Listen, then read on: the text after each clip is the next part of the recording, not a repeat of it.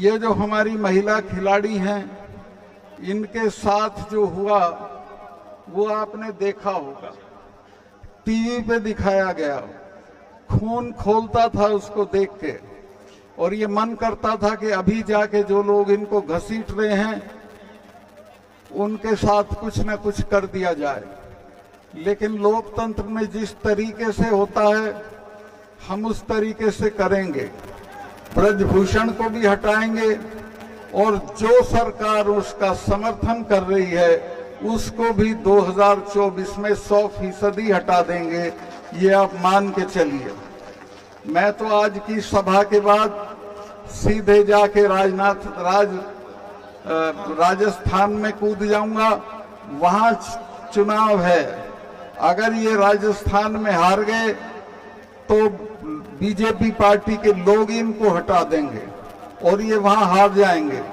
मैं पहलवान भाइयों को भी कहूंगा, अगर 1-2 दिन के लिए वहां आ सकेंगे तो वहां की जनता इनके लिए तैयार खड़ी है, इनके समर्थन के लिए तैयार खड़ी है। मेरे पास कई दिन से वहां से फोन आ रहे हैं, एमएलएस के, स्टूडेंट यूनियन के अध्यक्ष के, जयपुर यूनिवर्सिटी का जो अध्यक्ष है निर्मल, उसके कि साहब हमारे यहाँ इनको लाओ और हम इनको घुमाएंगे। अब ये तो इनके ऊपर है, ये जो भी फैसला करेंगे हम इनके साथ हैं, लेकिन मैं अपनी जात से खुद से मैं जाऊंगा और राजस्थान में इनको घुसने लायक नहीं छोड़ेंगे। ये चुनाव की तो बात ही छोड़ दें, इनको गांव-गांव घसीटा जाएगा, गांव-गांव इनकी दुर्गति होगी और लोग इनसे अपनी बेटियों का बदला लेंगे। मैं ज्यादा लंबा नहीं करके मैं और जो जरूरी चीज है वो आपको बताना चाहता हूं। वो ये है कि पुलवामा का एक मामला है जो मैंने अभी 20 दिन पहले बोल दिया। उसके बाद से मेरे जो कार्यकर्ता थे उन सब के यहाँ सीबीआई भेज दी इन्होंने। उन पे कुछ था नहीं, क्या निकलने वाला था, लेकिन वो इसलिए कि ये जो पुलवामा है इसमें हमारे 40 लड़के शहीद हुए और उनकी लाश पे खड़े होके इन्होंने चुनाव लड़ा। मैंने जब इनका फोन आया, ये शूटिंग करा रहे थे अपनी उसमें नेशनल कॉर्बेट पार्क में, और मुझे कहा प्रधानमंत्री जी ने कि सत्ताल भाई बताओ क्या हुआ। मैंने बताया कि साहब ऐसे ऐसे हुआ और हमारे 40 से ज्यादा नौजवान मारे गए और उसमें हमारी भी गलती रही। तो इन्होंने पूछा क्या, मैं कहा उन्होंने 5 जहाज मांगे थे, अगर वो 5 जहाज मिल जाते तो इनको सड़क से नहीं चलना पड़ता। तो मुझे प्रधानमंत्री जी ने कहा कि तुम अभी चुप रहो। मैं 2 चैनल को बोल चुका था।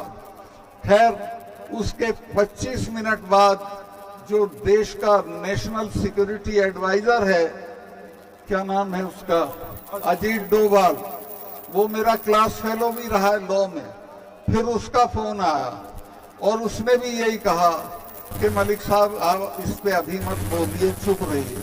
मैं समझा शायद ये जांच करेंगे, आज तक उसकी जांच नहीं हुई और उसको पाकिस्तान की तरफ मोड़ के उस मुद्दे पे इन्होंने चुनाव लड़ा और जीता।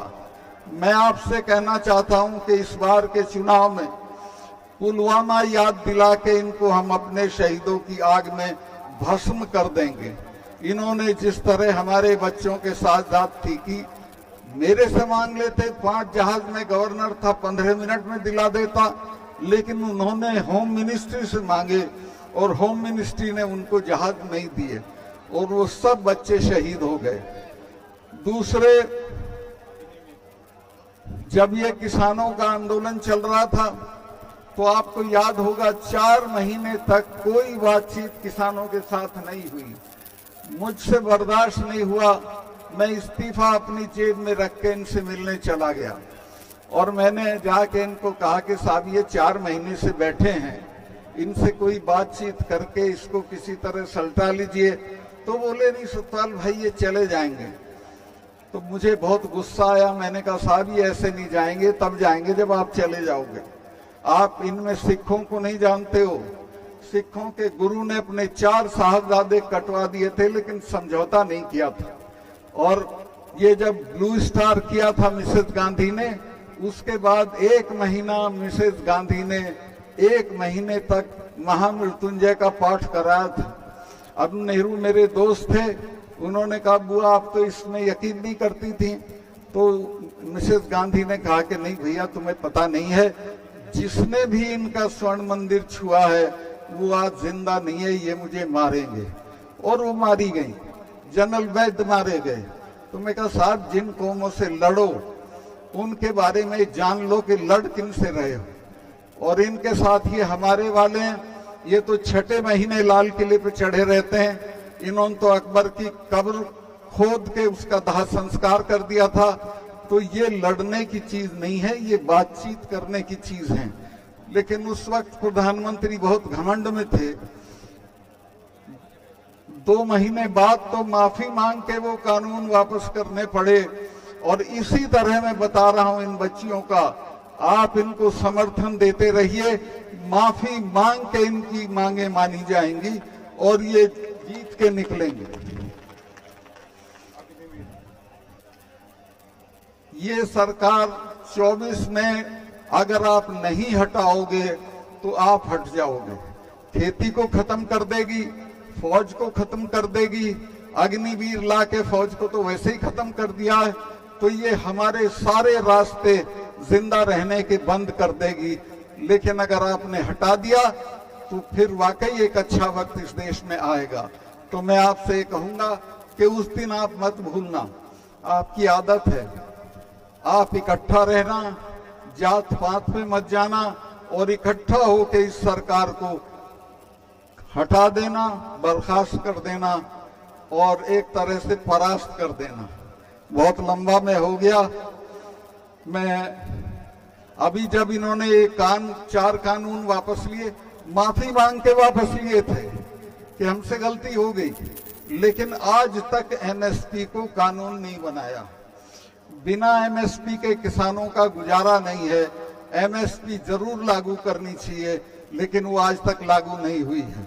वो लागू होगी जब आप दोबारा लड़ाई की हुंकार भरोगे। और मैं आश्वस्त हूं कि किसानों को एक लड़ाई दोबारा लड़नी पड़ेगी। वो चाहे चुनाव से पहले लड़ो या चुनाव के दिन लड़ो, एक लड़ाई और लड़नी पड़ेगी एमएसपी के लिए। मैं बहुत लंबा हो गया, सब थके हुए हैं। मैं इतना ही कहूंगा, आखिर में चडूनी जी का धन्यवाद करता हूं कि उन्होंने यहाँ के सभी लोगों को जोड़ के ये बहुत अच्छी मीटिंग कराई। और इसको पंचायत का नाम जरूर दिया, पर ये बहुत अच्छी सभा थी। और मैं आपसे ये भी कहूंगा कि जितना मैंने चडूनी जी को समझा जाना है, ये संघर्षशील आदमी है, इनके साथ आगे बढ़िए और इनको आगे बढ़ाइए। बहुत बहुत धन्यवाद।